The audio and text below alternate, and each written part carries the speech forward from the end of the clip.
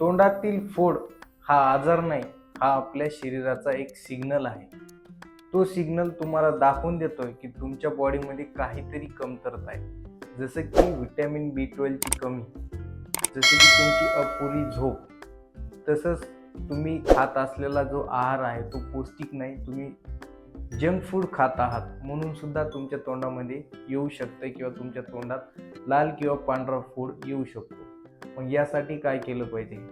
गरम पाण्यामध्ये थोडंसं मीठ टाकून गुळण्या करा. त्याचबरोबर 1 चमचा मधमध्ये 1 चिमूट हळद टाकून ते फोडावरती लावा, त्याने त्रास कमी होतो. नारियल तेल तुम्ही लावू शकता.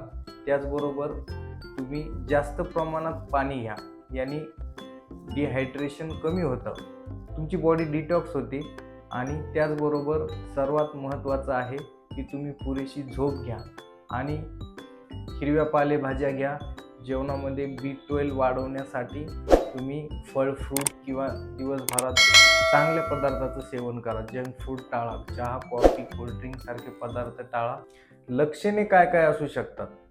खाताना, बोलताना त्रास असू शकतो, जळजळ वाटणं किंवा पाणी पिताना सुद्धा खूप जास्त त्रास होऊ शकतो. तिखट, आंबट, गरम पदार्थ टाळा.